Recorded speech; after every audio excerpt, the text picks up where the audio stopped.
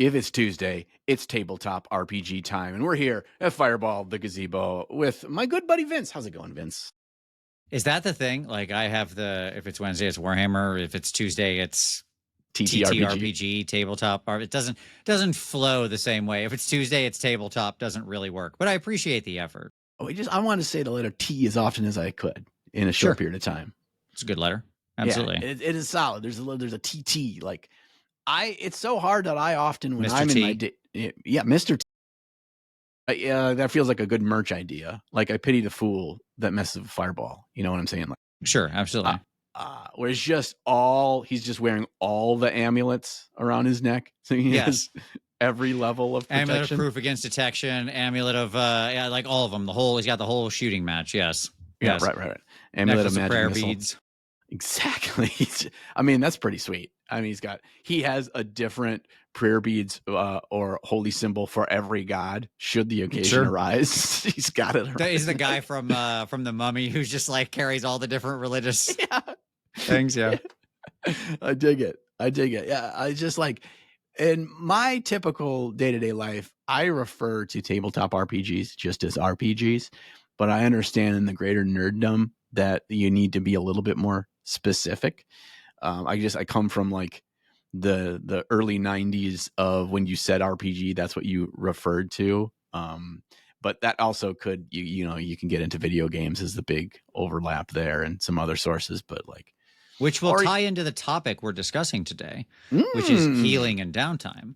Because I think actually the video game discussion and how it ties in and how video games shaped healing expectations is going to be very important when we get into our main topic today around healing. So there you go. Oh man, well, I'm so excited to as we did Rifts, John on Rifts last episode, and I'm so excited for myself, Vince, on Fabula Ultima episode in the future, as that is a JRPG inspired, and how they handle healing and death and downtime is totally different than what I'm used to, and it's freaking cool. So I'm excited to get into that, and we'll maybe reference thrilled that when we get there. Yeah. Okay. Well, we got a little story time first today before we get into the meat and potatoes here.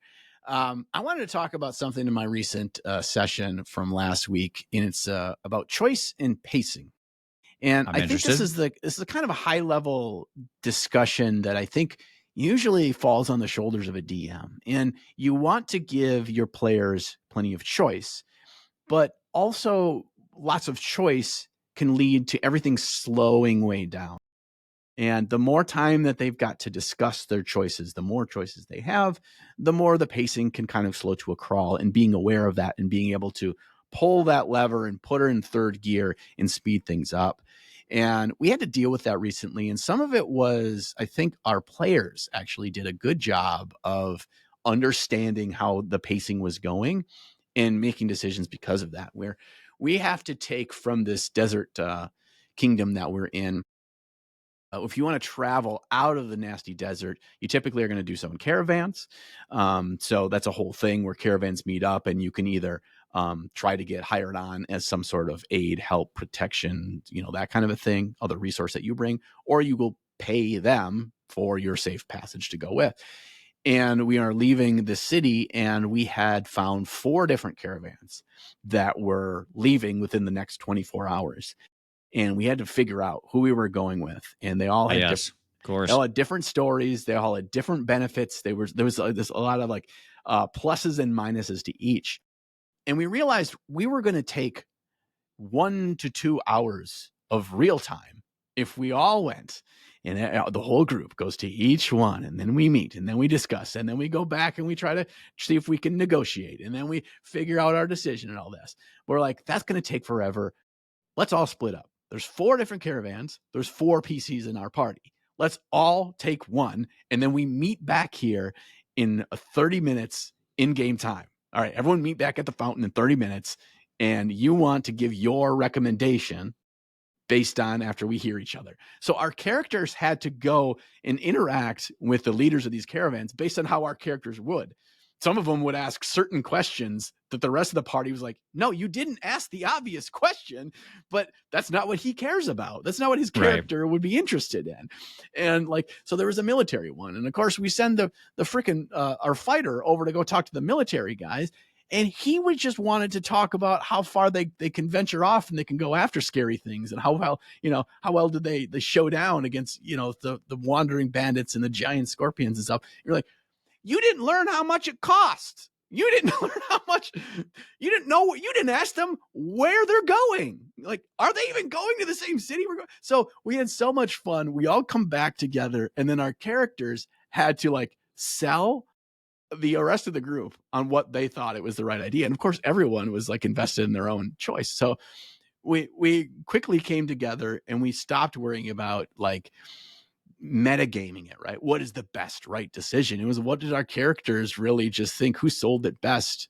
And then we ended up going in with the most miserable group of scholars, and we quickly got ourselves in some deep shit. But I found that pacing, like having some control and understanding as a group in pacing, obviously the GM, you always want to have your thumb on that, but like having that pacing as a party without getting to the point of frustration. I feel usually when it hits the players, it's when someone's getting frustrated because we're not doing anything. We're overthinking. We're just slowing the game to a crawl. We only have so many hours tonight to play. Let's do some stuff with it, right? How do you speed that up and still keep it engaging and entertaining? So what I like about that is that one, it shows the power of splitting the party. Mm-hmm. Okay. Like, which is a thing that is like, oh, you never do. No, always do it. Always, as much as possible. I split up the party as much as I physically can. Again, 7 people, blah, blah, blah. I know I'm the outlier, but even if I had 4 people, I would do it. Right. Because 2, when you split up people like that and each one of them goes and talks, it's exactly what you said. They all get a chance to be just themselves without having another character over their shoulder being like, wait, also me too. I have things to ask and say too. Right. Huh. And so it just lets them fully express themselves without anybody else getting to weigh in, which is really nice as a role playing thing. So no, I dig that. I'm glad that you all found a way to role play in the most efficient manner possible the beginning, opening screen, and choice of the Oregon Trail. Yeah, that totally was it. Yeah. Do you want to be the banker from New York, the carpenter from Ohio, or the farmer from Missouri? Right? Which caravan are you taking out to the Oregon Trail? And literally, you guys went and role played that. So, good job, I guess. It was a lot of fun. Props to our GM Josh for having that, and he had all the leaders of all of them fleshed out, and they had their own story. And inevitably, you encounter half of it, but you can tell that there's depth there to the character and their story and where they're going and why they're there, and how many people are with them and all these questions. He had answers to everything. We didn't ask all the right questions, and that's part of the fun.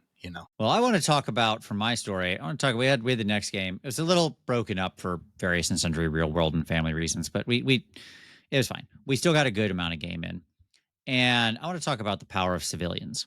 Okay, so we've got the players in the middle of a sort of dank swamp fighting this lizardman camp, right? And in our last adventure, they went in and they cleared out the like beast area of the camp where there's like a bunch of giant snakes and crocodiles in cages, and they freed the dragon who then immediately left.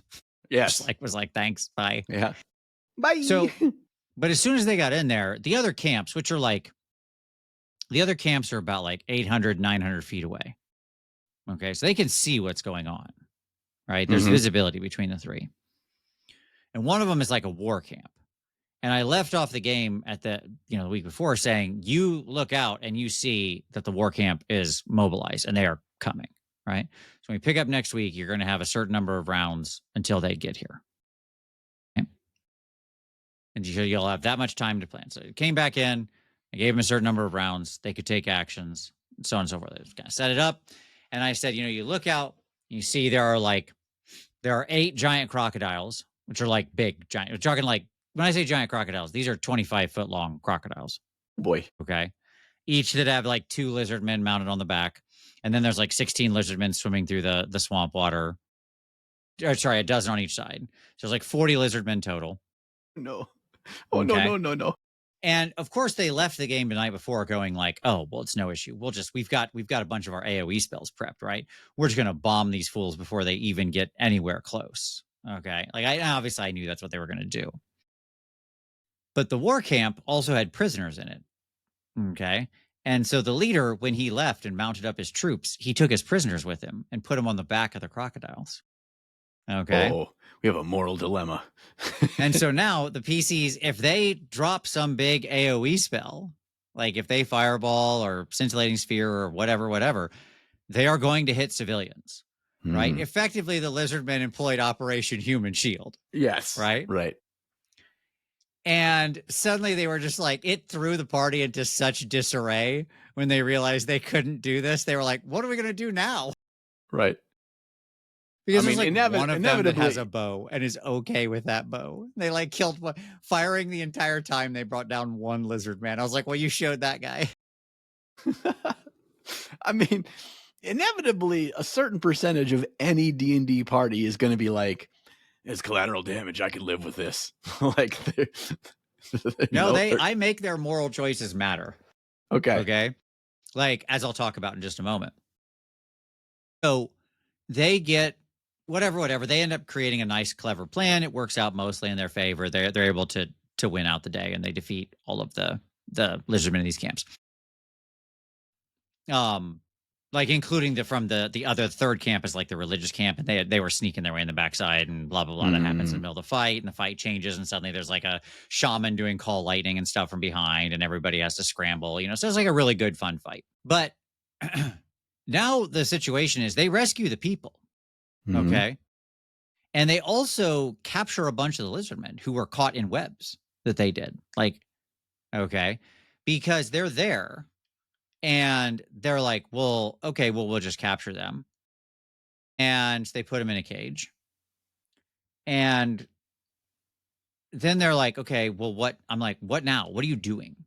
Because there's a big fight. They're depleted on resources. Some of them are beat up, right? Well, they're like, well, we've got to go back to town. And I was like, okay, so let me make sure I understand your plan. You have 21 civilians in various states of like injured, wounded, tired, exhausted from being prisoners. You have 16 lizardmen prisoners. Okay. And you want to march through a couple miles of deep, treacherous swamp that is full of threats. I was like, is this your plan? Okay. And they're like, well, we can't take and they're like, well, why don't, whatever. They communicate with the boss. Like they're like communicate with like a leader back in town through a remote, sending way. And she's like, I don't care. Just kill the lizardmen. Why would you bring them back? And now they're like, oh no. Because now they have to make this decision. Are they just going to execute these unarmed people? Right? They're lizardmen, but they're just unarmed at this point. They're helpless. Right? Right. Is there? And eventually one of them does pull the trigger and execute it. And I'm like, you can feel however you feel about that. I'm never going to tell your character how to feel, but you're pretty sure that was a very immoral act. Right? Because like they had no chance at that point. They had surrendered willingly. Okay. They had thrown down their arms, right? Those lizardmen had surrendered. Like they got rid of their weapons and put up their hands and were like, we give up. Was there any indication that this is a purely evil tribe, or it's more of some of the things they do you may not agree with or may not be considered good, but they largely are living in their own society and trying to survive on their own? Yeah, I mean, they're like bad. Don't get me wrong. They capture human prisoners and feed them to their giant animals, right? It's not like these are good people, okay? But it's still like and I like presenting people with that choice. Like asking for somebody fighting a lizardman who's fighting you, generally everybody feels good about that, right? Like that's fine. Yeah. That's a monster. It's trying to kill you. You kill them first. We all are cool with that, right? Especially in a construct like D&D's fantasy. But when the thing surrenders and throws down its arms and you're like executing an unarmed person who poses you no threat, that's a different story, right? Like it trips something different in you. And that character was like, I don't know. Like, and this is going to be like a role-playing thing for them to do forever. Like they did it. And now they're like, nope. Like they're on a new moral arc because of this choice. So, and like, it was all because they couldn't just haul around all these civilians. Right? It was a logistics problem. Yeah. Right.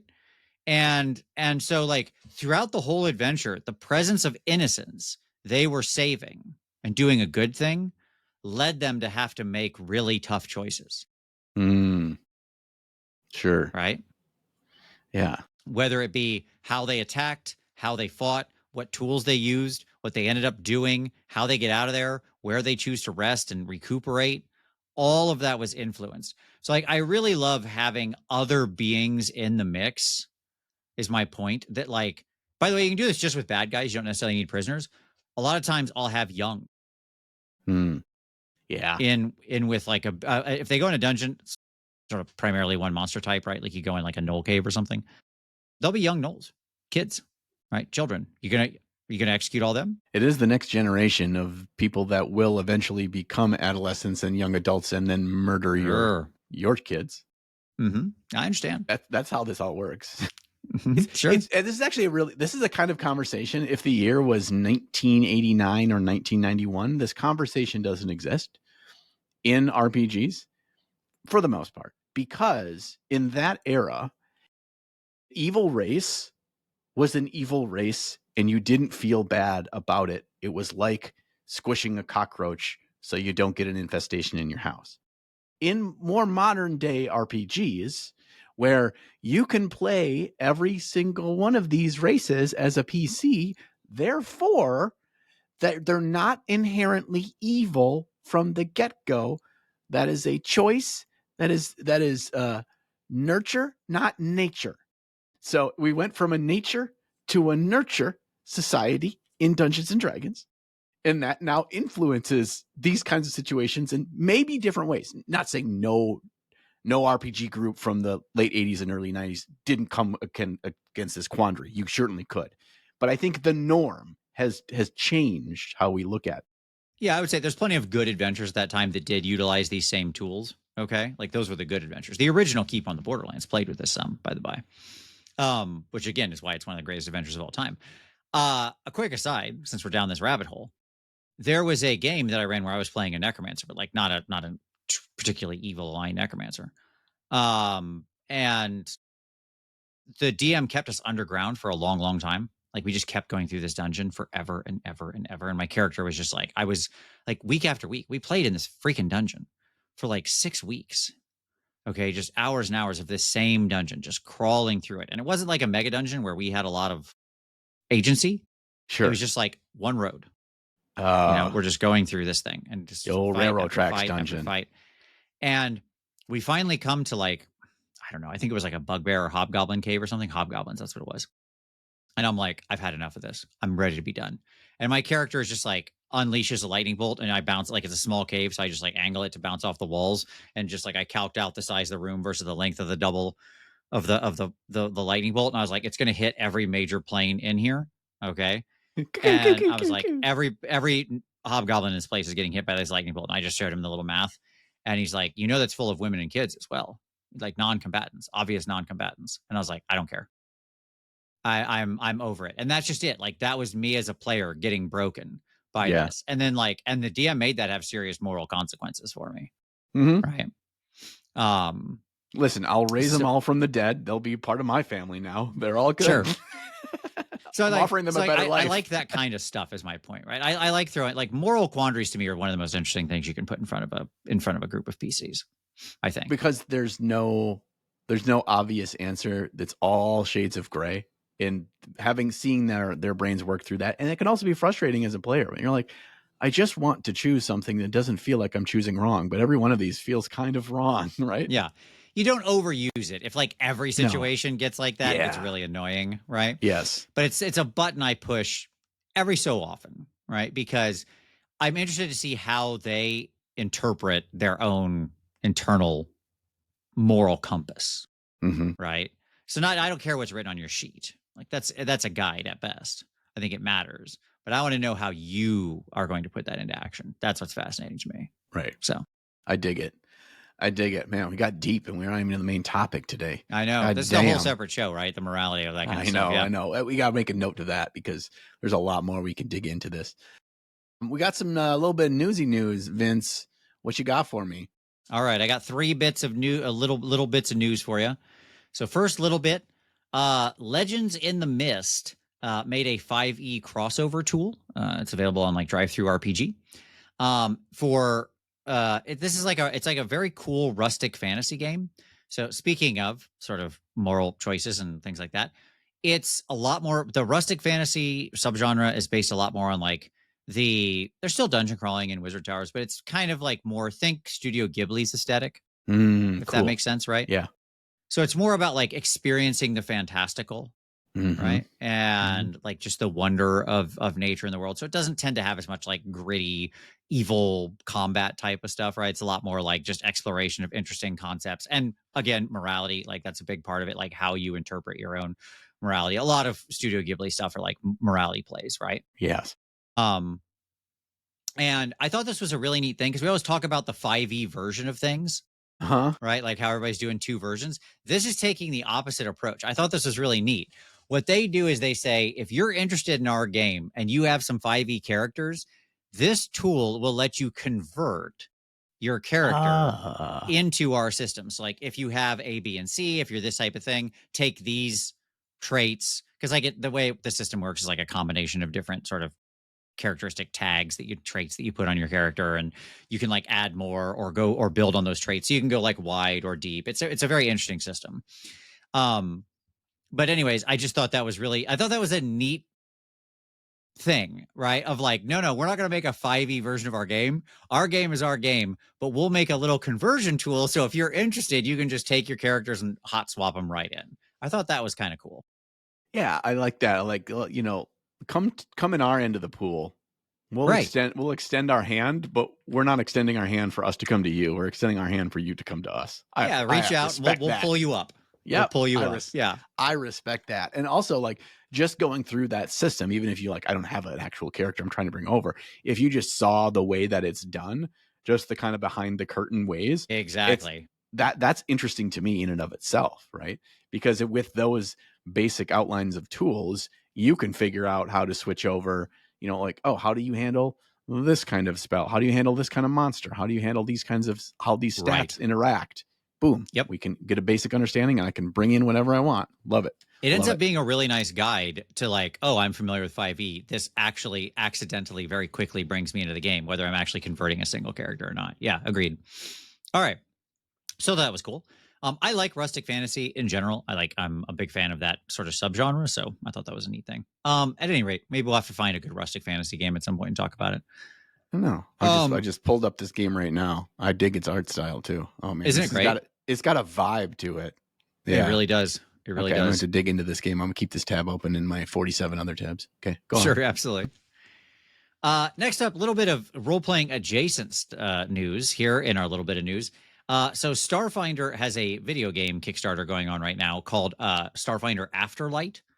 And it just came up like yesterday, I think was the first day of it. I believe it was yesterday. I mean, yesterday as we're recording this. So it's been open for like 5 or 6 days by the time this goes up. Uh-huh. And that it went like to 400% of its goal day one, and it just is still climbing.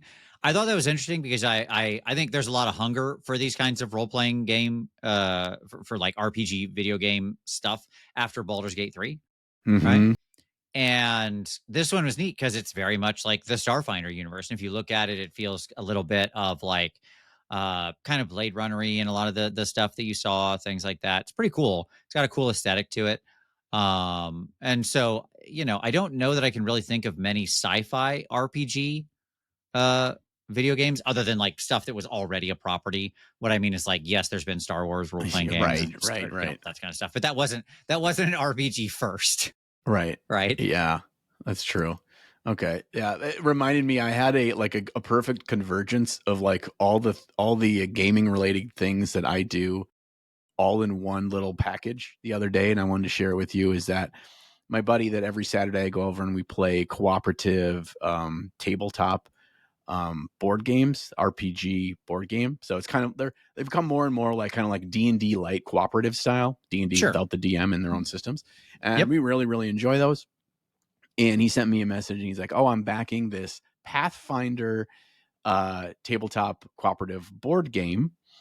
and I thought it'd be something awesome for us to play. I'm like, I like the sounds of that. And he's like, and then it comes with little standee miniatures for the monsters, but I wanted to send you the pictures of the actual miniatures that you can add on for an additional add-on price to see if you wanted them, to paint or to use I'm for going to D. guess the answer is absolutely not. But go Not ahead. in a million years. Yes, every They're board like, game miniature ever is basically garbage. and they're like the garbage, tabletop Pathfinder D&D Garbo minis that are out Yeah, there. yeah. And the crazy thing was the pricing. So you got, I believe it was 63 miniatures, give or take 60 miniatures. They're all monsters. They all look like hot ass. And it was an add-on additional price of like $250. Good margin on that. I'm like, holy shit. Like, that's crazy markup. Like, I can't believe this. I'm like, okay. I'm like, no, hard no. Like, give me standees. Yeah, 100%. Yeah, that's especially for a board game. That is insane. That's completely insane. All right, last little bit of news. I was very excited when I saw this one.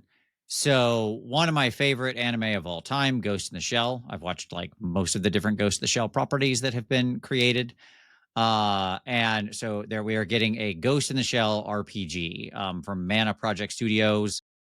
They've done a bunch of other similar things, like specifically they did the Cowboy Bebop one is probably the one everybody would know sure. best. But they've done a bunch of other ones.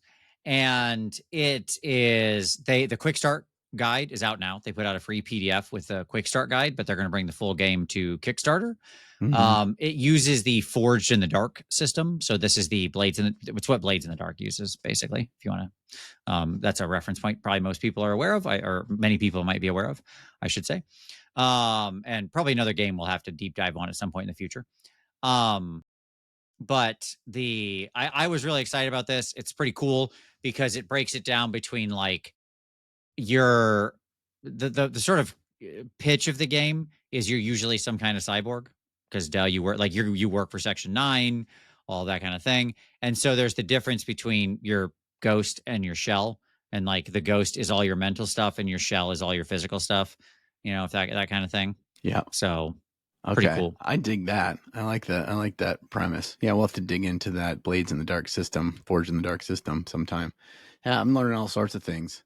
I just feel like every time we have one of these episodes, I go home with homework. Like, I got homework to learn about some other bullshit. And the comments from last episode about riffs, like, I thought my eyes were crossed after that episode, but like reading the great Gazeboid's comments about riffs was just like, oh my God, this is even crazier than I had expected. It's so much deeper. It's so much deeper. I love it. Like we did it. That as long as that show was, that was like a 40,000 foot view airplane flyover at best. But I'm excited. First of all, thank you everybody for listening to that episode. I had reservations that it would perform, that people would give a shit.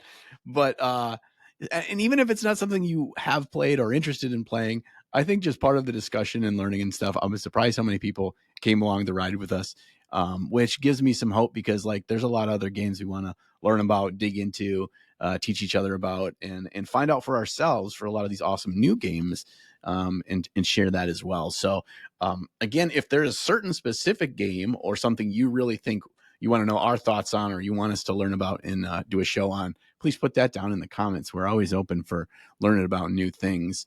But in the meantime, we've got a topic for today: healing in downtime. And those are not two separate topics that we are going to discuss separately. They are how those things work together is our framework for today. Yep.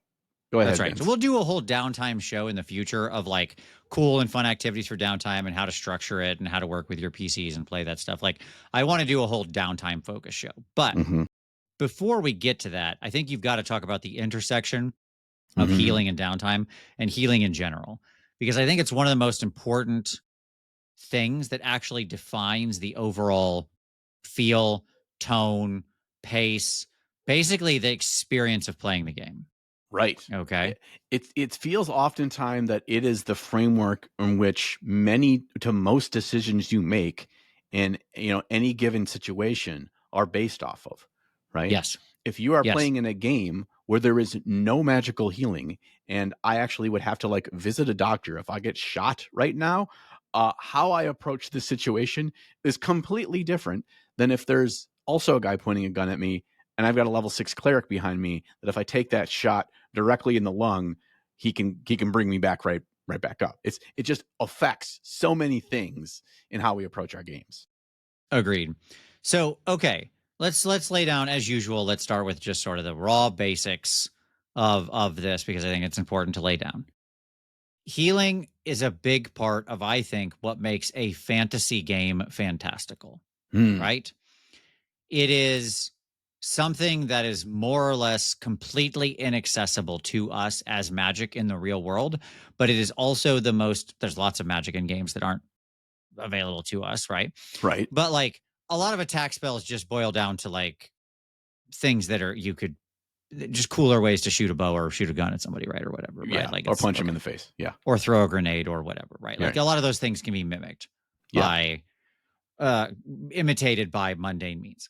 Not all. But healing is not only completely fantastical, but it's also like we all understand why we would love to have it, Right. right? Like in my normal day to day life, I don't think like if I could cast Fireball, let's just assume suddenly I gain the ability to cast Fireball once a day. Neat, I guess. I don't know what I'm doing with that. Yeah. I don't have any like desire to do that. Who am I fireballing? To what end? Like I guess I what's happening there? That's completely useless to me, frankly, in my normal life, right? But if I had like a cure light wounds a day, oh my Man. god. You know what I'm saying? Like I trip and cut myself or something, or I'm working with my minis and I drive that X-Acto blade into my hand. I'm like, God, now you're bleeding. But no, it's just like, nope, bloom, you're back, right? We've all had to have surgery or something like that in our life and wished we could have had some magical healing applied to Yeah, no kidding. expedite that recovery. Go appendix removal. Like Yeah, exactly. Sure. Vince knows that one. Like, So yeah, the ability to like cure wounds, diseases, regenerate limbs, and importantly, the top end of this, the bring most back the important, which is dead. sort of the thematic, bringing back the dead. That's right. Right. They say something about the game, the experience, the power of the gods or faith or magic or whatever. Right. And the overall tone of the world, even if that stuff isn't widely accessible, if it exists, that says a lot. Right. When Yes. they're going through, it's funny because in the sort of I've seen lots of discussion about the cleric in the game and how it was sort of the one archetype that doesn't really have a historical mythological paradigm. Sure. Okay. Like fighter, you can think of 100 examples of fighters. Rogues, you can think of 100,000 examples of rogues throughout history. Wizards, again, there's like tons of wizards, Merlin and crap like that, right? Now, whether they were actually wizards or not, like mythologically, there's story and myth. We have a bunch of wizards, right? But cleric as a concept is like, well, we've had priests, but like for the most part, they don't walk around doing miracles. Like that's not what most priests are known for. They're No. just, they guide you in prayer and faith, right? Right. And Like even other than the people who can do the miracles are the people who like fundamentally started religions.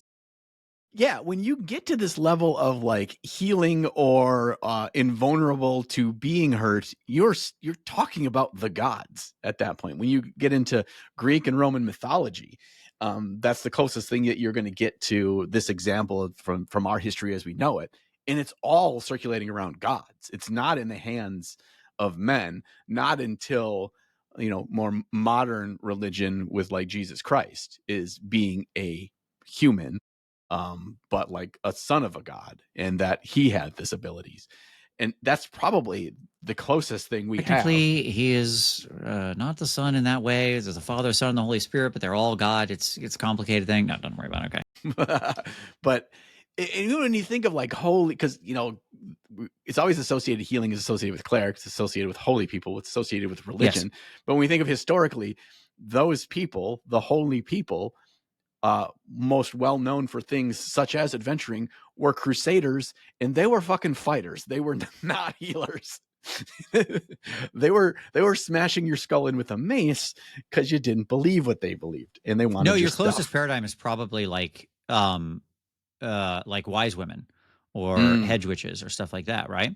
Where right. you needed some kind of like tincture or treatment or balm or salve or Yeah. medicine, and you had like the wise woman in the village who would know how to create those things, right? Who Yeah. would She'd know how know to like the potion or poultice to help yeah, you yeah. with Right. To infection like and things like ease the that. burn, get rid of the infections, treat the disease, so on and so forth, right? And that's like in D&D terms, that clearly falls into like a more arcane paradigm, not a divine one. Yeah. Yeah. Even like the alchemist in the D&D paradigm is not really considered a healer. Is considered more of an arcane kind Right. of caster that's got a little bit of bag of tricks Yeah, it took for. the whole lead and a gold and like transformed it into just like you like making potions, I guess, is your thing. Yeah. But Quick side note on this, because it's just something that came up in my mind. Do you feel often in your games? Because I feel this. It's again one of those things that we probably should put more thought into in planning and actually showcasing in the world. Doesn't it feel that in the average D&D game, where healing is kind of as we understand it from modern day RPGs, you know, clerics, there's some clerics out there, but the ability to heal, the ability to resurrect, whatever, it's in the world. But the average NPC, town, village, even city, any society that you come across, simply does not have access, nor do they live their lives in a way that they have access to this level of healing. Have you noticed that? so I think it varies. Okay. Which this is always the question, right? Like if magical healing exists, how much of it is in the world? This is like a broader question that really I think defines the setting. Okay. Yes. So like in the game that I took them through, like I reference Keep on the Borderlands because it's very fresh in my mind. But in that, there are two NPC clerics in that keep Mm. capable of using healing magic. Okay, one of them will actually go adventuring with the party if they don't have a cleric. All right, and so the point being is that this town clearly has access to healing, but I understand what you're saying, right? Most of the time, when you get clerics that are local, they end up being, first, second, third level, right? So they can do like treat minor wounds or something, but they're not like curing diseases, if that makes sense. Yeah. Yeah. Yeah. They can do just enough. But like, wouldn't you think that would have kind of a snowball effect on an entire civilization's outlook on life and how they went about their day-to-day life? Just like if Yes, if it you, was widely available, like if you actually, I think it would.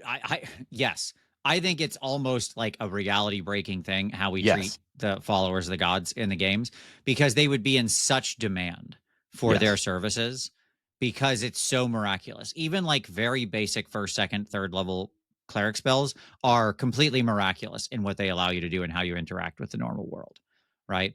Creating food, creating water, healing basic wounds, stopping poisons. These are all like pretty low level things, I mean, this right? to me sounds like an amazing like whole premise for a campaign that at its core, almost every town, village, settlement was all just based on a cult that followed a cleric to wherever they decided to go because they knew they wanted to be nearby him. And then he is obviously the one with all the power.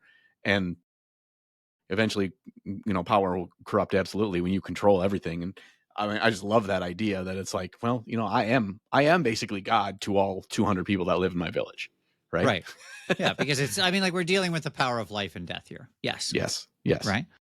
And I'm not even talking about actual resurrection and stuff like that. Like that can be quite sectioned off. And you can imagine that like only the most powerful clerics in the realm can do that. There's like one or two clerics in the whole country who can do that.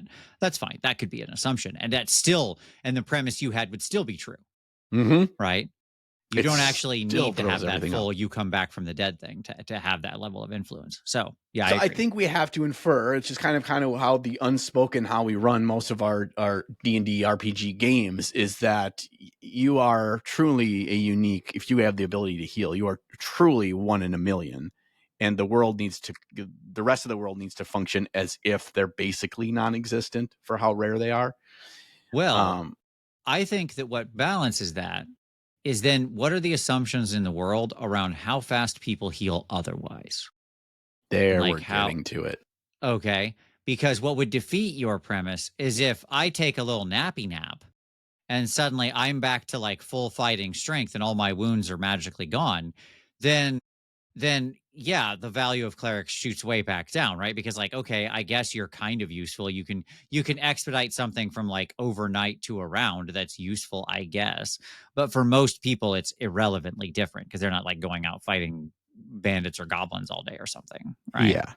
Yes. And that is where we come to what today's topic is truly about. It's not just about healing, it is about healing under the understanding and context of time and Yes. downtime. So we can define downtime in a number of different ways here. I'm going to break it down to something like a short rest, which is roughly an hour. We have a long rest, which is an overnight nappy nap, a full 8 hours of sleep. And then finally, downtime of healing over the course of days, weeks, or months. And Yes. how each of these different factors in different games treat healing differently. And it has a direct correlation on how the game feels, plays on a minute by minute basis. And whether or not you realize it, how healing is done in the downtime has a massive effect on how the game actually plays out. Agreed. Like we should understand that not only we talked a lot about like the story elements, the impact on the world, stuff like that, but it should be noted that healing has like a really interesting under the hood game function here, right? As it helps to even out the randomness of what happens during getting in fights. So what Yeah. I mean by that is like if you have a party without healers at all, like just take any random game, either one that has no healing in it, which is a thing that many games don't have, or very weak versions of. Or two, you're playing a party in a game that has healing in it, but you don't have any healers in your group, right? Mm-hmm. You are very much subject to the whims of the dice. Like if somebody gets rocked in a fight accidentally, fails a save, gets crit, something like that, right? Suddenly they're like way down, and those resources deplete inequitously. Mm-hmm. Does that make sense? What I'm saying, Yep. right? Yep. Hit points are themselves a resource, or any kind of health or life or damage tracker. It's just a resource, right? Of how long your character can function and do what you're going to do in a combat focused game. Okay. Mm-hmm. Healing acts as a buffer layer on top of that, right? So it's trading one limited resource, theoretically, how much healing I can generate, because most any game that has healing doesn't let you do it in an unlimited way. Not Yeah. always, but often. Yep.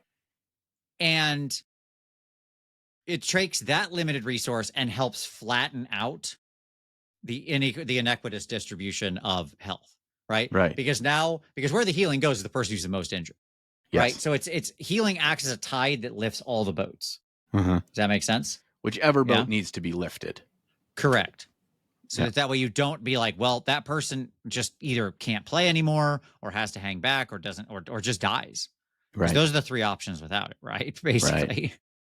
Right. Or gets very lucky, I guess. That'd be the Yes. Yeah, there's that too. But it's yeah, it is training a single character's finite resource to create more balance across the party and hit points for that finite resource in order to keep the action moving. For sure. Yeah, I that's a good way to describe it. And really the decision and the understanding of how healing works at any of these levels, these intervals, as well as real time healing. It was really important to understand the type of game you're playing, and it's one of those factors that I think needs to be well communicated. It's the word that we will use probably more than any other word across every episode we do is communication, and really having a good feel and understanding how healing works in your game and in that system, or how you're choosing to approach it in the campaign that you're running, and that's really really valuable. I I don't know how I feel about the if I wake up tomorrow, it's as if today never happened form of healing, which is the way that things have gone, which feels more RPG esque, right? That's kind of where that comes from. you mean Or video gamey. video game RPGs. Yes, I that's what I understand. meant. But the other alternative to that is, let's say you get one hit point a day for healing overnight. I guess we just sleep for a week, and you kind of accomplish the same purpose, right? Yeah. So, but I think that's really meaningful as a difference. So, look, okay, let me tackle this as a spectrum and talk about theming, right? If in your game healing is either non-existent, very hard to get a hold of, or very slow, Mm, okay? So, like, Mech Warrior is a pretty good example of this. as a like it's a future game, you fight with mechs. Your character doesn't generally hopefully get injured. Often if you're fighting in your mechs, but a lot of game takes place outside of your mechs, and you're very likely to get injured poorly. And guess what? Recovery is slow, right? Hmm. Older editions of D&D you have certainly you have clerics and stuff like that who can heal and who are miraculous, but like you because that's exactly what you mentioned, like one hit point, right? Um, Anything that's toward that end of the spectrum, two things are going to happen. One, the game will feel grittier, harder. People have to make harder choices about how they allocate resources, spend their time. Do they keep pushing on? Do they keep fighting? Do they fall back? Do they like right? The Right. risk. They Right. become more risk aware, Right. right? Yes. Because the risks are real. Yep. That's number one. Right. And number two, they will naturally take more downtime. They just have to. Right. Yes. Which leads into a deeper discussion is an episode in and of itself, is how do you capitalize? How do you make that its own fun mini game? How do you make that Right. like well fleshed out, and it brings so much more depth to the story, to the characters, to the world, to your players through that downtime instead of just always fast forwarding? Because if you always fast forward, then it's no different than if you healed the full overnight, I right? agree. You've got to Yeah, and that's why utilize I want to that. do a whole follow-up episode at some point Yeah. on the downtime because I think that should be seen as a feature, not a bug, Right. right? Right. And ultimately, what I what I'm going to argue for is that like of course, boy, what a shocker for everybody. Vince is going to take the grognardy opinion. I know we're all shocked, but I think we have gone wrong because but by the way, that's not true for all games. Like the other end of the spectrum where healing is like fast, available, plentiful, like where you would just heal everything overnight or honestly quite quickly. The video game experience, right? Of like Huh? you're getting bullets and you're getting hit, but if you like crouch down behind the chest high wall for a little while, your health comes back or something, or you find a box full of chickens and you eat the chicken with the first aid box or whatever, you're sort of, I don't care if you go Wolfenstein or Doom or whatever, right? But you eat the health box and it's like, oh yeah. And then your health is like back up. In other words, like very rapid healing, like bullet hell shooters will often have. Those serve a purpose, right? If you want a really fast paced, high action, high intensity, just like pushing it to the limit game, or you want the feeling of like superhero type of stuff, then that's how healing should work. Right. Like I would argue in most if you're playing a superhero game and you're trying to play in like Marvel or DC or like one of those universes, not something, like super gritty or whatever, that healing should basically be pretty fast, right? Superman, when he goes down, like if he gets some sunlight, he flies up in the air. He kind of does that like in And the just sun thing, suck and it then up. he's like, "I'm back in the fight," Right. right? Like I'm ready to go. Okay, it doesn't I take him think long, I and think a so key on. factor with that is, though, both whether you're talking about in media or in video games or and in tabletop RPGs, is that the action needs to dictate that level of speed as well. Like it needs to be hot and heavy and dramatic in movement, and there's all sorts of variables that are flying at you from all different directions. It needs to feel truly epic, and that amazing things are happening, because otherwise, if you're like, well, then it's a medium encounter and it's 4 goblins versus you, but you have super quick healing and can heal to full in a 1 hour rest or whatever. You're like, well, then there's no threat here. There is no point to this. It feels like I just spent 45 minutes doing this fight to no purpose, to no end. And that's where Correct. it gets really kind of weird, is that I feel like the history of speeding up the healing has not come at the same trajectory of speeding up the engagement in the drama and the lethality of combat at the same rate, because the lethality isn't there, but the healing is. So, which is just like, it makes it a little bit feeling out of sorts to me that balance has not been reached. Right. Superheroes, for the most part, don't go through dungeons. They have Right. climactic encounters, Mm-hmm. right? That might be like they fight some toadies and then eventually the boss makes themselves shown. Okay. Like Right. that could certainly happen. I'm not saying it's all like just literally one encounter, but uh there one of there's a really great scene where exactly to your point, there's a great scene in a comic. I can't remember what it's from, but I think Grant Morrison probably wrote it. But it's Superman and Batman. Like they're fighting some thugs, Okay, like in the streets in Metropolis or somewhere. I don't even remember where it is, but it's irrelevant. But they're just like fighting the thugs. It's probably like Intergang or somebody like that, or some similar type of threat. And it's not a thing for them. They're just having a conversation. The focus of the panels is them talking to each other. They're just incidentally cleaning up these thugs, Yeah. right? And at one point, Superman's like, "What did these guys want to do again? What are we doing here?" And Batman's like, they were trying to steal some diamonds, or maybe they were, or maybe they were trying to blow up the city. I honestly, it's not clear at this point." And like because it's just that's the four goblin fight for them, right? It's completely Right. irrelevant. Right. Okay, that's funny because the writer used that as a scene to like actually just have a conversation between the two characters about what's going on in their lives, Right. right? Yeah. And you can But that use wouldn't be that. fun to play through if you were It like literally having to roll round to round and make the combat the focus. But if you use it as a role playing scene in a superhero Yes. game and just set it in the background and said, "Look, we're not going to actually roll out the fight. You guys are winning." Right. We have to, like, our mission is to go find this hermit out in the dense forest, and we need to learn about his wisdom about the mysteries back at town, right? You come across him, and the hermit is just being his cottage is being overrun by kobolds, and he is like a 12th level monk and can just knock their skulls off, but they're just hordes and hordes, and you find your way in it, and he's like, "What the fuck are you doing on my land?" And you're like, "Hey, we just came to get some help." And he's like, "Okay, sure, yeah, what exactly do you need?" Right. That's Exactly the like equivalent. Yeah. Yeah. that's the equivalent, and that's a badass scene. But it's not about the fighting; it's about the scene that and the memory that you're creating, what the visual of why this is so interesting that connects. But just doing the fight, that is, a bunch of what they called minions back in fourth edition, where everything's got one hit point. There's no point for it in and of itself, Yeah. The which faster healing gets, the more it requires that every scene be like the superhero scene, where it's like a big deal, right? You're yeah, fighting the Sentinels and Master Mold, right? Not going through a dungeon of like the Morlocks or whatever, right? right. Like the more it has to be where every scene becomes some massive centerpiece encounter that's like really important, full of lots of threats that really challenges the party and can really drain on their resources hard and also is long.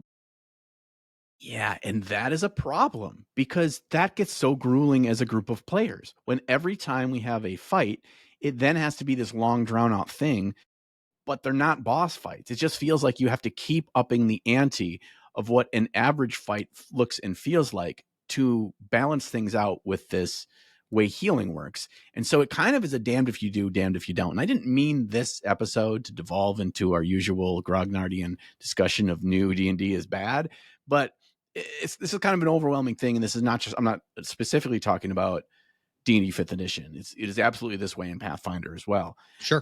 2.0. But like I think this is a modern RPG phenomenon it is. for the mainline games, right? Yes. Because what they have all believed, like all the big games have come to believe, is that people don't like being injured and being forced to recover in a realistic way. They're informed by video games where if you step away, if you do this thing, you just heal, you're back in the fight, and now you do the fun things. I Yes. think that's the miss. That's why I connected this to downtime, because that's missing the point. By having people heal slow and forcing them to take downtime, you open the door to more other fun things, Right. right? Yeah. If we have to go back and rest for 3 days, but we only made it halfway through the caverns, but we know we have to make that. First of all, that's a decision point now. It's an interesting decision where we have to really decide, can we grit our way through? Are we going to lose someone? Should we just do it safe?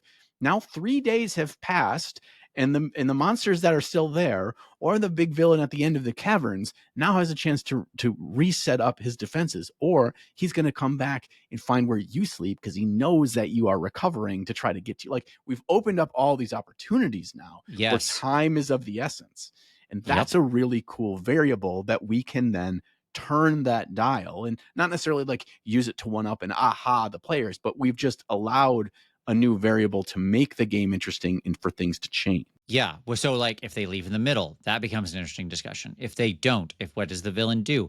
Let's say they leave when they're done. Okay, that opens up the time for them to do things like pursue other skills, learn new things, talk more time with NPCs while they're recovering, learn about new rumors for potential future adventures, work on crafting or building things, right?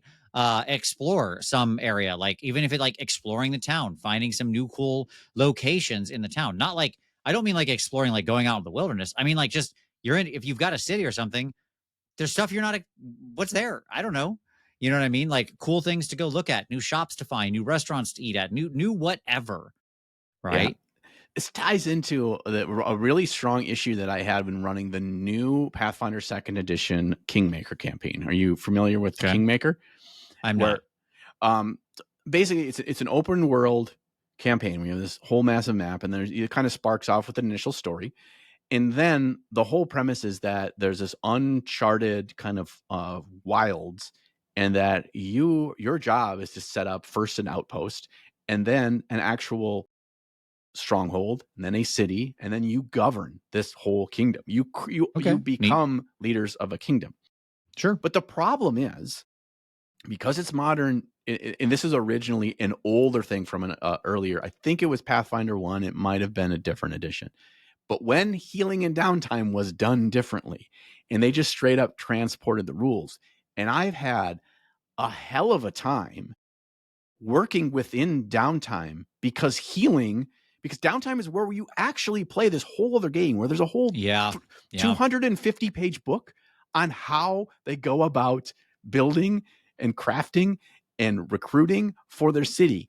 And they don't care, because they don't have the time that they're forced to kind of like Yep. experience it and get They can just excited keep about it. fighting. They can just put the pedal down and never stop. Yeah. And you're in an Yep. open world, so they can just go explore something new and find an interesting side quest and figure out wherever the winds take them. And that's kind of the understanding where I'm like, well, I guess I have to reformulate how we go about how this story is going to happen and throw out everything in the book, because it's all built around their kingdom. And so it's like, oh boy.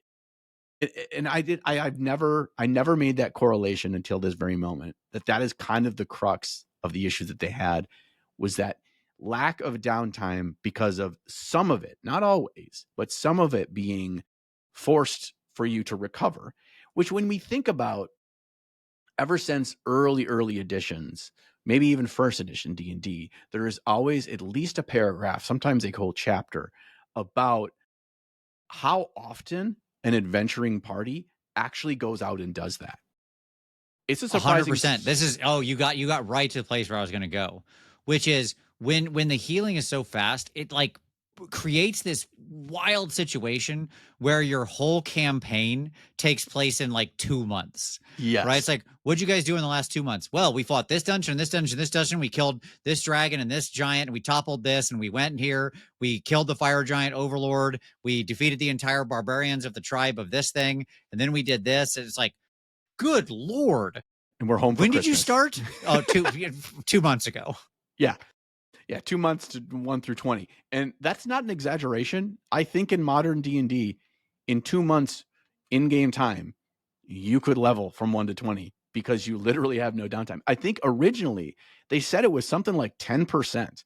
10% of your character's time as an adventurer is actually spent adventuring, because you like They you're assume you've got a lot of other stuff you got to do, a lot of especially other when they stuff. had training baked into the game Yes. as well, right? Where to level, you had to go find like a trainer or something like Trainer, that. and which also kind of makes sense too. And you could do some of these things together, like I can recover from my really messed up shoulder and the big gash and stuff while I learn this fencing style, and while I do more research on my whatever. Like I don't have to just do one thing at a time. I can kind of Right. frog leap them, and It then opens the door to those other pursuits. Yes. yes, it just allows you to, and it allows your characters to breathe, because that's the other thing. When your game goes by so fast, your opportunity for the characters to really be fleshed out and become three-dimensional beings instead of two-dimensional, what you wrote down on a character sheet. And it's so much harder for them to actually develop a personality and become well-rounded, and for a player to feel really comfortable in knowing who their character is and how they would respond to situations, when all you're doing is running through dungeons and running towards bad guys the whole time. It's very hard, because you have to make then every enemy encounter also be a whole conversation scene, Right. which you should be doing sometimes anyway, but not that's the only way you interact with the world. It's like, and you get to the speed up feeling with NPCs to just get to the stuff, and Yeah, it like part of the challenge here, right, is that it makes people feel like if I'm not going and adventuring, I'm wasting time yeah, because I am fully capable of doing this thing right now. And there are things that need our help, especially because GMs will often throw out problems and be like, well, there's this problem and this problem and this problem, right? Or mm-hmm. whatever happens to be. You're often aware of things outside of your immediate ability to address them. If there's nothing standing in your way, then you're like, well, we're good people. We got to go do this next thing. And then you do it and you're like, okay, we got to go do this next thing. And everything behooves the next thing to do. Yeah. Right. And it's often so easy to frame those side quests, those things you're helping, as like time sensitive. And often when you just say, there's lizard man attacking a nearby village, that feels pretty time sensitive, doesn't it? Right. Like Sure. how you approach it and how you present it to the players does not have to be presented in that way for you to give them some room to breathe and not feel obligated to go after everything. The first parts should be a level of investigation and interaction and information gathering. And that in and of itself shouldn't have to feel so time sensitive. Now, sometimes you do have time sensitive things, but if everything feels time sensitive, then nothing carries the drama, the weight, the Yeah. kind of If everything's excitement. super high adrenaline, then nothing's high adrenaline, right? If you're just constantly running if the engine's just always running open at 7,000 RPMs or whatever, then okay. Then that's It just just becomes noise. right. Yeah. That's the resting heart rate then for your game, if that's how it is. And I am guilty of that. I have made that mistake before. I thought always fast means always excitement. And it works that way for about 3 sessions. Right. And then they realize this is the norm. And you have to learn how to change gears and to downshift and to find a base where they can breathe, because the breathing creates kind of a baseline, and then the drama has more effect, and that's how you really create interesting moments in your game. If you're playing in a game with low resources for healing, I mean, your combat is deadly, those games innately have that built-in drama, and it's much easier for you. Right. Right. It. There's more forced downtime. There's more natural rhythms of ups and downs because you've got to go heal, recover from injuries, treat diseases. Like, I don't know, whatever. There's a whole bevy of things that might happen depending on the game we're talking about here. Right.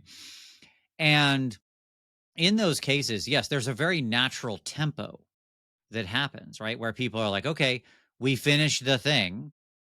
Now we do this other thing.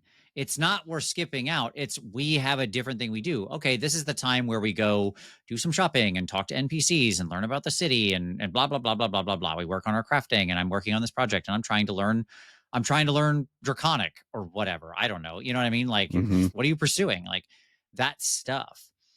And they they extend out the time of the adventure, but they also make the calendar feel realistic, Right. right? Where the party's like doing this adventure and then some time passes. They travel somewhere, some more time passes. They do a different adventure. They rest some, they travel some, right? And you get this like nice, reasonable rhythm where it's like, we've been together now for several years, right? Doing this adventure. I think of like the Dragonlance saga, right? And how Yes. that tends to feel paced out. And Yeah. obviously that was a big deal because the reason I reference that is twofold. When that story starts, there's no healers. Mm. Remember, there's no clerics. Yeah. That's the whole thing. The gods have left, right? Yes. And then they find the like Mormon golden plates. Right. Okay, As you do, as you do. as you do, and they have a cleric back, and it's like, whoa, big deal just happened, right? Like we got healing back in our world. Yeah, he just looked Okay, into the hat, and the hat told him. Um, but like they spend a lot of time in that book dealing with the results of fights. uh-huh.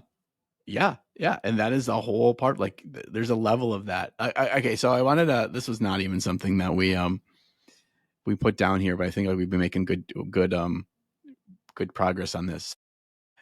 Now, if we're talking about, let's say you get back 1 hit point a day, Sure. we're all, Or I like think what, 3 if you're under the care of a healer and you know and have and rest, right? Take light right. activity only. Sure, something like that. Yeah, Yes. classic old school D&D. They kind Yeah. of like the slow tick. But then if you have a cleric in your party, well, then the cleric gets X healing spells a day. The next day he wakes up, Sure, the next day he they goes burn them all for you. Yeah, bing, bing, yeah, bing, I bing. agree. And you can kind of, maybe not to the same level, but you can kind of speed that up as well. Some.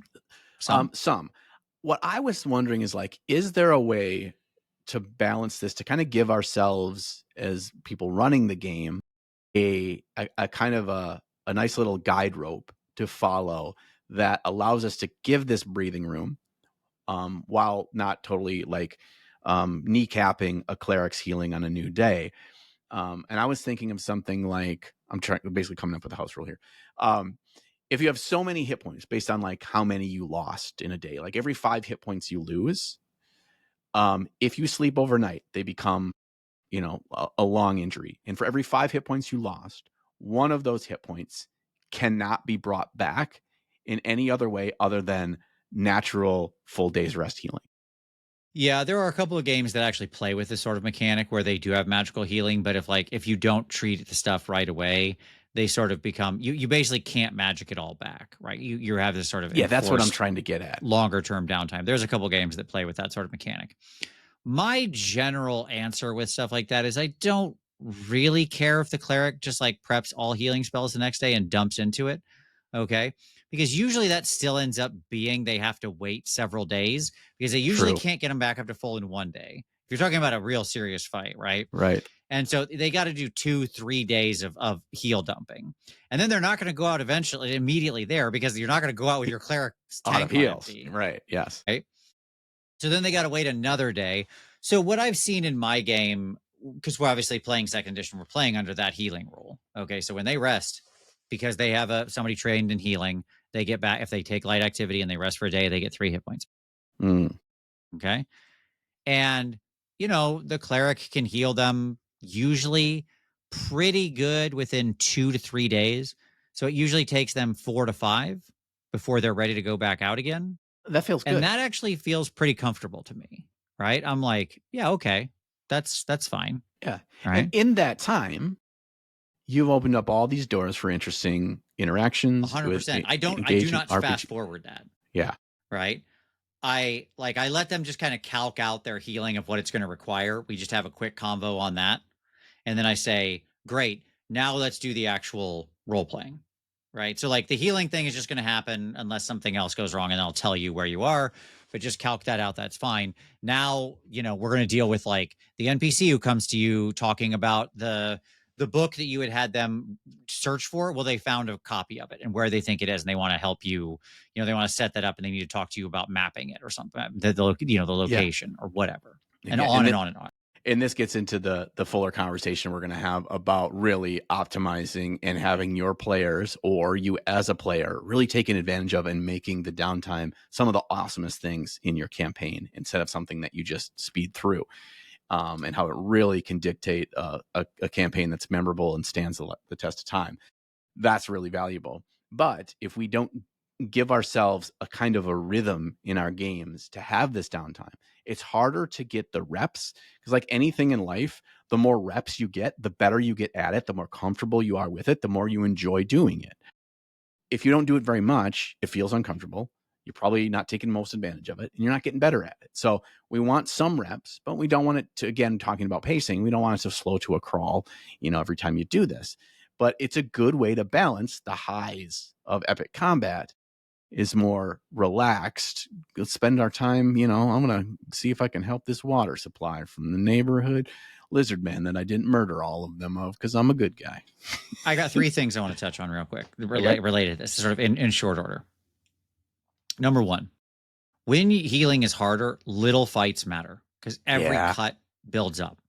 You can get in a fight with 4 goblins. They land a couple spear blows. They strip 18, 20 hit points off the party total. And that's like, that's painful. That's a couple of healing spells gone, right? And it's like, we do not have a lot to deal with, right? So every little wound, every hit, every cut starts to matter and you feel it more. Okay.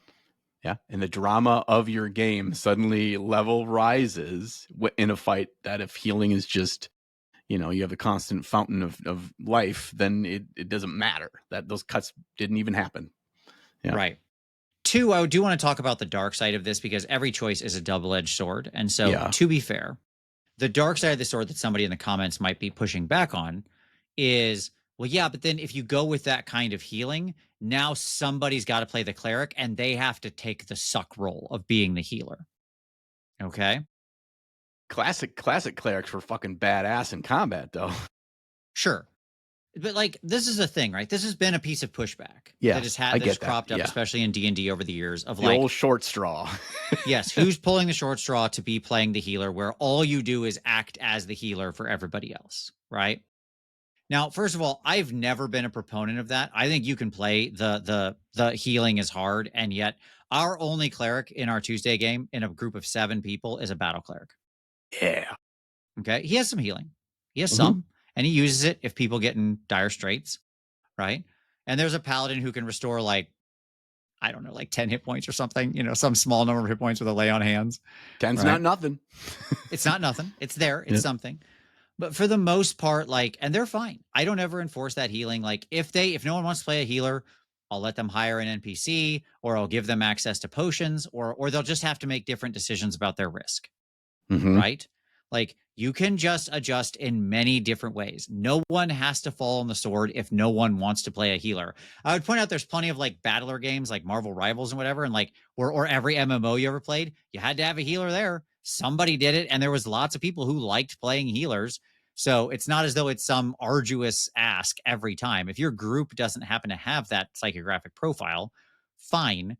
Let him be an NPC. Let it give him better potions. Give him like magic items that 3 times a day can do this thing, and then it runs out kind of the same as what the clerics would, and it Right. amounts to sort of the same freaking thing. But everybody gets to play what they want. And maybe that dictates how your group, without a healer, goes about interacting with the world and how they approach combat.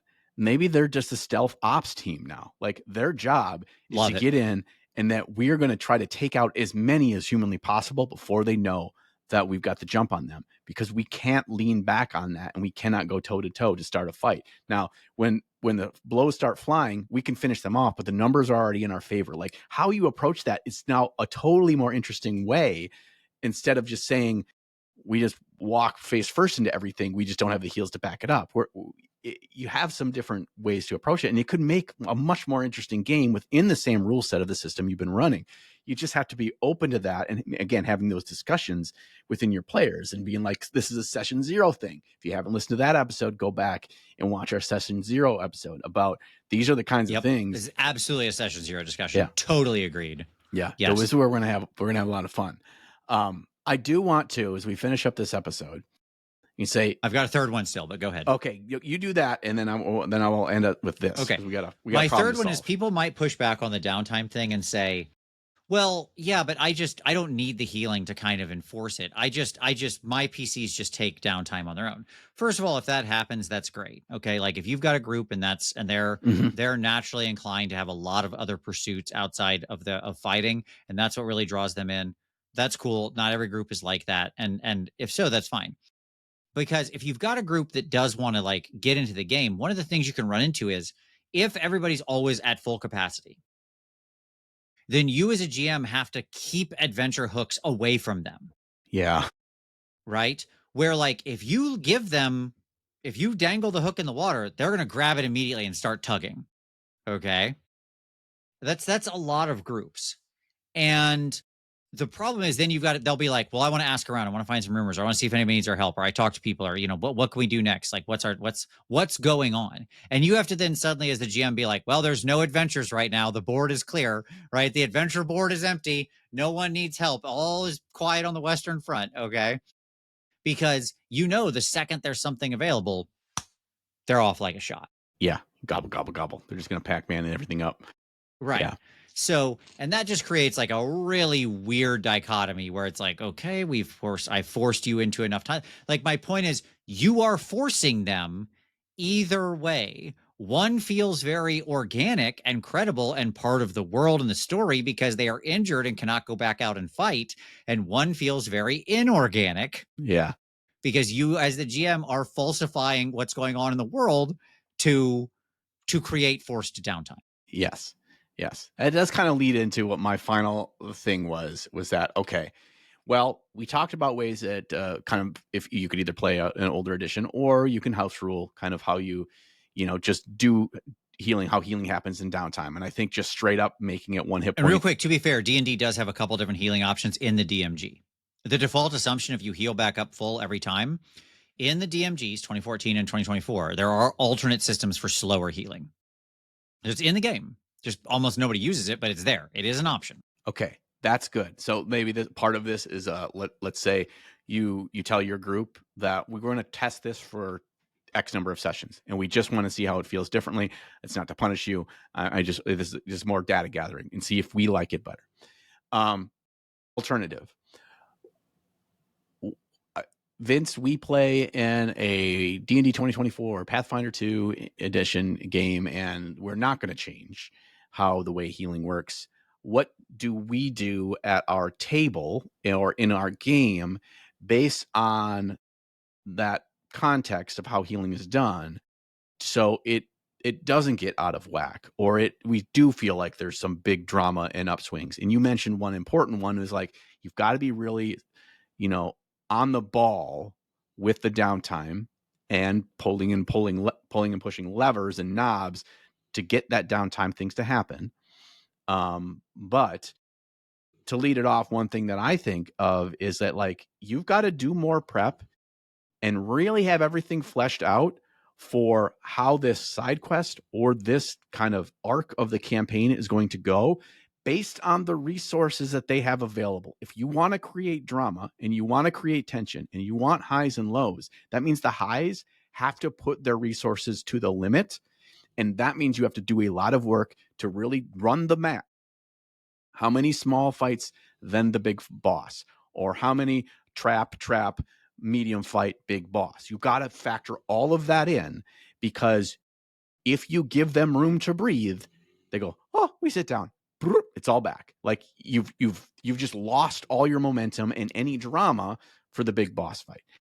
On top of that, you've got to create really dynamic big fights, even more so, because you can't lean on the fact of the two goblin with spears example of Having that actually creates weakened tension. them in any material way. Yeah. Yes, that's not tension there. So the big boss fights need to feel epic. They need to feel like you're doing a big video game, amazing RPG boss fight. Like, they have to feel extra planar, because if they don't, that is what they need the combat to be, because the average combat is not that at all. So the big fights need to have high ceilings.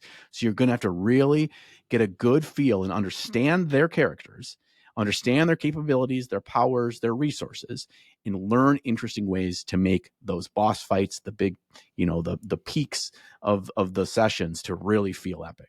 That's my takeaway. I've got another way that you would do. Okay. On the flip side of it, I think that's all right. I think that's all correct. Okay. The other side of it is what you've got to do in outside of combat. You've got to have like aggressive NPCs and hooks and plots and things that they get into and that yield rewards. And I don't mean like gold and treasure, but I mean like psychological rewards. If they accomplish a thing, they make a new ally, they make a friend, they form a relationship, they find a cool thing out about the world, right? Like, all of those are rewards amorphously. Yes. And you've got to have a lot of that, like, goes to your pre-work thing. You've got to have a lot of that ready that draws them in to go, oh, okay, this works best.